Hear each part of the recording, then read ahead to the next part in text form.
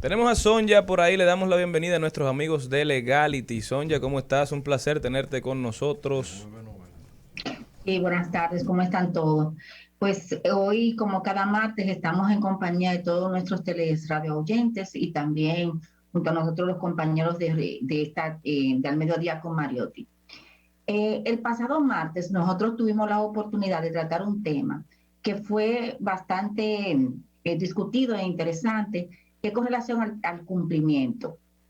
Hablábamos de cómo las diferentes leyes dominicanas han ido evolucionando y la necesidad de que tanto las personas físicas como morales pues estuvieran preparándose para tener un sistema realmente que le permitiera cumplir con todo lo que eran las disposiciones legales, no solamente en materia de lavado de activos como se acostumbra, sino también en materia de permisología.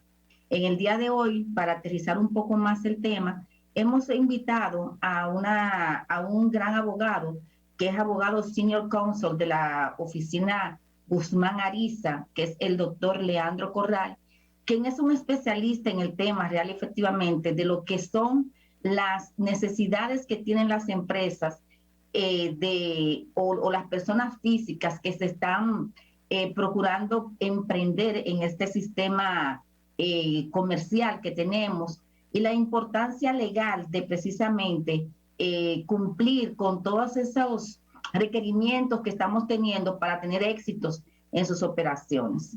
Entonces, doctor Leandro, bienvenido al programa, al Mediodía con Mariotti.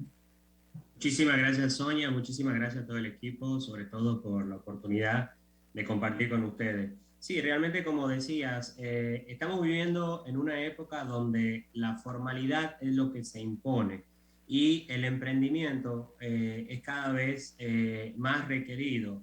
Yo comentaba con unos amigos que si analizamos todo lo que ha sucedido en la pandemia, hemos podido ver cómo mucha gente en este país ha desarrollado emprendimiento motivado sobre todo por la necesidad de poder llevar el pan a su casa. Entonces, siempre surge la pregunta de si yo empiezo informal o me formalizo desde el inicio. Y una de las trabas en esa decisión es más que nada cuánto me cuesta formalizarme. Quizás es mejor iniciar mi emprendimiento de una manera informal y luego cuando tenga un dinero formalizarme. El problema que se ha visto muchas veces en pequeños o medianos negocios que empiezan de manera informal es que después es más difícil formalizarse o tiene mucho más costo. Recién cuando estaban hablando del tema del buró crediticio y lo del cumplimiento que hablaban la semana pasada, está todo relacionado porque al fin de cuentas, cuanto más formal se es y se cumplen las obligaciones, es mucho más fácil. En tiempos de pandemia vimos, por ejemplo, que el programa FASE daba una facilidad a los empresarios que tenían registrados sus empleados. Muchas empresas se dieron cuenta que al no estar regularizado como correspondía, no pudieron tener acceso a ello. El dominicano es muy emprendedor, hay una ley de emprendimiento del año 2016, perdón. Incluso hay un fondo para emprendedores que está administrado por Fiduciaria Reserva y Ban Reserva para poder darle facilidad a los emprendedores. De hecho, los bancos también tienen muchos programas en cuanto a emprendimiento. Entonces, ¿qué es lo que nos detiene? Esa falta de educación en cuanto a los beneficios de estar formalizado. Y digo falta de educación porque muchas veces yo lo único que quiero es trabajar, conseguir el dinero para poder mantenerme. Pero con una buena asesoría se le puede indicar que el hecho de que usted registre su nombre, constituya su compañía, tenga un registro de contribuyente y pague los impuestos y a la vez registre su empleado, aunque mi carga va a ser un poquitito pesada en comparación de si yo trabajara de una manera informal, al final va a tener muchísimo más valor porque me va a permitir facilidades crediticias, como explicaba Liliana anteriormente, me va a permitir estar en cumplimiento con mis obligaciones y me va a permitir poder llegar más allá en el mercado. Por eso no hay que tenerle miedo a la formalidad, sí hay que buscar asesorarse, preguntar. Hay muchos programas, hay muchas páginas, hay muchas plataformas que permiten la constitución para pequeñas y medianas empresas y realmente ahora hay mayor facilidades para poder emprender de una manera formal. No hay que tenerle miedo a esa formalización.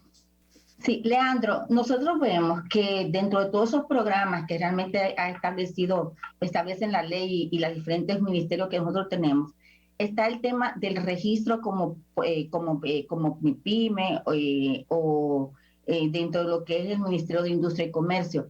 ¿Qué ventaja le ofrece a un emprendedor desde sus inicios que él mismo esté registrado como una MIPYME dentro del ministerio a los fines de su operación comercial? Bueno, en primer lugar, cuando vimos hace unos meses el tema del aumento salarial, se estableció por categoría dependiendo de la capacidad de la empresa.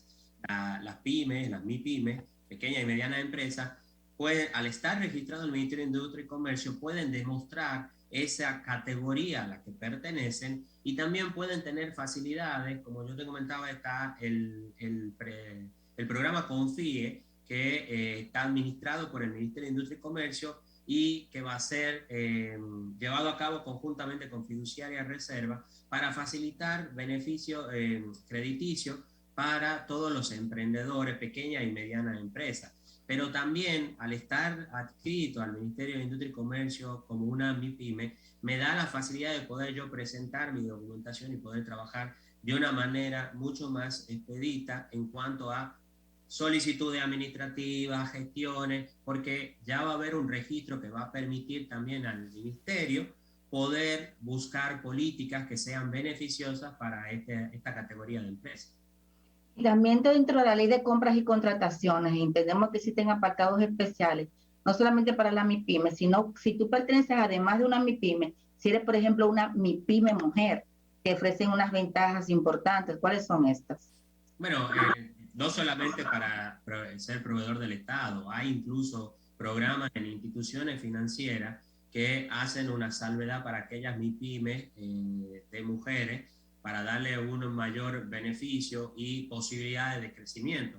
Por eso hemos visto muchas mujeres que se quedaban en su casa y con estas posibilidades han puesto talleres de costura, han empezado a vender comida, han empezado a desarrollar otro tipo de proyectos que quizás 5 o 6 años atrás no se imaginaban que lo iban a poder desarrollar. Incluso hay emprendimientos de mujeres financiados por instituciones que venden postres, por ejemplo, o hacen solicitudes por cuenta de Instagram, están formalizadas y pueden vender sus productos. Entonces, eso ha llevado a que la mujer se vaya empoderando un poco más de su propia vida y de la vida económica en los hogares para darle mayores beneficios.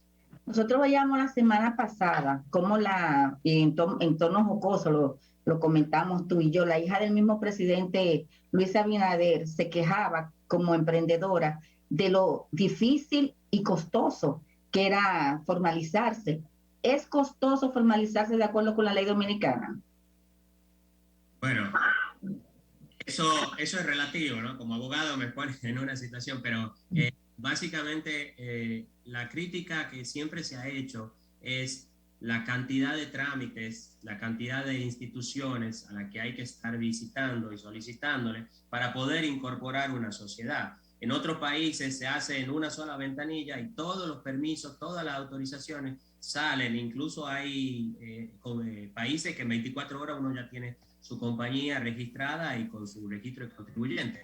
Yo creo que una de las mayores cuestiones que deben estudiarse es cómo podemos hacer más expedito el proceso de constitución de una compañía para que ese pequeño o mediano emprendedor pueda tener de una forma mucho más rápida la estructura que le permita vender. Pero no solo eso, sino también, ahora que se estaba hablando del tema de la reforma fiscal, sería interesante que se analice la posibilidad de crear sistemas de tributación de acuerdo a la capacidad que tenga la empresa, porque una de las mayores situaciones que padece la pequeña y mediana empresa es el hecho de emitir factura con el ITEVIS, pero ese ITEVIS, esa factura se la pagan a 60, 90, 120 días. Entonces, los pequeños y medianos empresarios tienen que estar pagando esos impuestos que debería pagar a la empresa a la que se emitió la factura.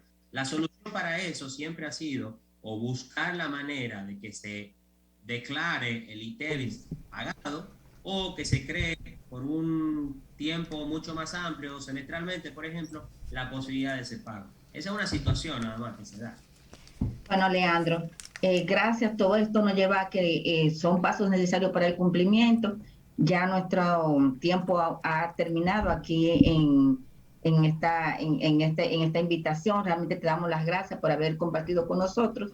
Y como cada martes, les recomendamos nuestra oficina, legality.com.do. Y bueno, si quieres dar tus redes, Leandro, para despedirte.